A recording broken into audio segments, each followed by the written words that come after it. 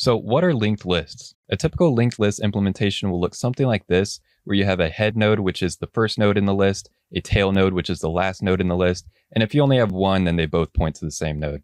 Now you may have other operations such as appending nodes, removing nodes, and inserting nodes, but the key detail here is that each node will reference the next node in the list. This is where linked comes from in the linked list name. Now, in this video, I want to focus less on the implementation of a linked list and more on why is it useful.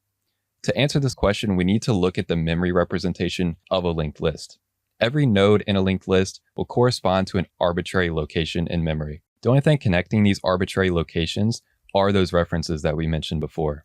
But let's say we wanted to remove node 2 from this list. To do that, we will simply just deallocate node 2 and then set node 1's pointer to node 3. And that's it. That's all we have to do to remove a node from the list. Now, the same thing is true in reverse for inserting a node. To insert a node, we simply allocate some space for node 2 and then set its pointer to the one we want to put it before, and then set node 1 to node 2, our new node. And that's all we have to do to insert a node. Now, since these nodes are in arbitrary locations, the only way to actually fetch a node from the list, say at position 2, is to start at the first node and traverse the node tree until we reach the one we want to get to. And this is slow. So let's compare these same operations to an array.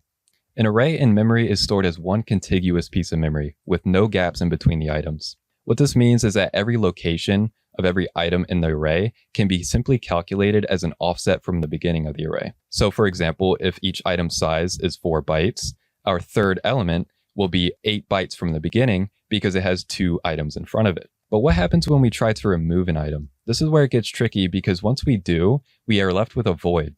And since we have contiguous memory, there can be no voids. So what we have to do is move everything after the item we deleted over one place to fill that gap. The same thing is true in reverse. If we want to insert a node, we need to first shift everything over to make room for that new node and then insert it. So maybe you can start to see the pros and cons between the two. For linked lists, the pros are efficient insertions, efficient deletions, and no memory waste. However, the cons are that you have inefficient iteration and no random access. Some common use cases of linked lists are browser history or things like music and video playlists.